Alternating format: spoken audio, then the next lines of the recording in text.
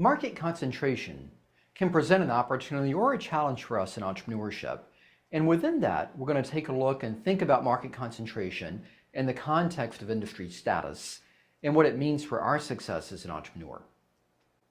So we're going to be examining this within our broader industry status and specifically within our industry structure element of the opportunity analysis canvas. And we want to recognize that defining this is simply the number of competitors in the industry, the number of your direct and indirect competitors that you're going to face. And so this is the third element that we're going to be examining within this context. When we look at this and we think about what's the ideal, well, we would like a small number of competitors. We would like competitors that are on somewhat equal footing. If they're a small number, hopefully, there are a small relative size and a small relative competitor as well. And we'll talk a little bit later about the average size of our competitors. Within our mini case of looking at online tutoring, we can take a look and think about the number that are there and some characteristics of them. Now, previously we talked about there being 208 competitors just in online tutoring in the US. So a reasonably dense group, but when we look at the IBIS report, they characterize the concentration in the industry as relatively low. So what we see here that there are 4 competitors that comprise 23.6% of total revenues in the market.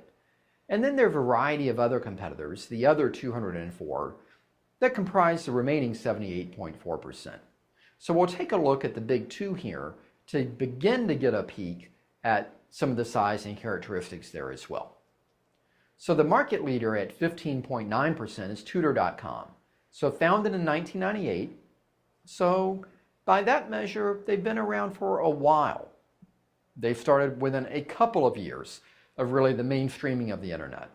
And what we see is that their annual revenues of $23.4 million and their average profit margin of 7% are not small numbers, but they're not gigantic numbers as well.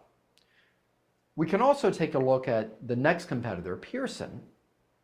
So Pearson is at $8.4 million in annual revenues.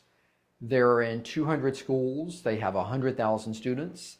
Now they're part of a larger entity within the Burrell Pearson brand. But when we look specifically at Tutor Vista and Smart Thinking, that is the concentration that Pearson is making within this space. We can also think about concentration based on geography. Now, as an online business, one could argue you could be based anywhere, nationally or internationally. But what we may find is that there are certain advantages to being near customers or near partners or near investors. And that's a bit of what we're seeing here. We're seeing a higher concentration of these businesses in California and in New York. There are a lot of schools. There are a lot of students. There are a lot of prospective funders and investors.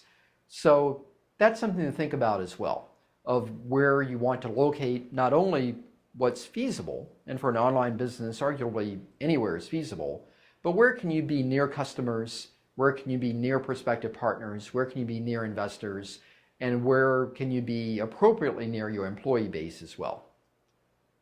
So in summary, when we think about market concentration, we'd like a small number of competitors, and preferably small competitors.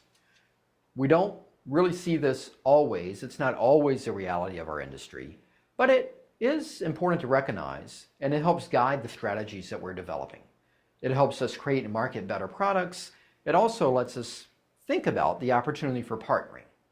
We see this sometimes in the airline industry and financial services where our number 3 and number 4 competitors may team up and merge and trying to compete more effectively with the number 1 and the number 2. So this might be something that you want to consider longer term regarding opportunities to either formally joint venture or merge, or either informally have some collaborations and other partnerships, perhaps with competitors or near competitors. Another thing you can do as you think about the market size, if you are competing in a space where there are a high volume of competitors, is where's your niche? Can you develop a better way, a different way? Can you target a different profile of customer? Can your business model perhaps be a bit different? Within online tutoring, can you specialize on certain age groups or certain subjects or target certain price points? or specialize in other languages, and in that way try and differentiate yourself from what's out there, which is a good idea anytime, but it's particularly good and valuable when you're looking at high market concentration.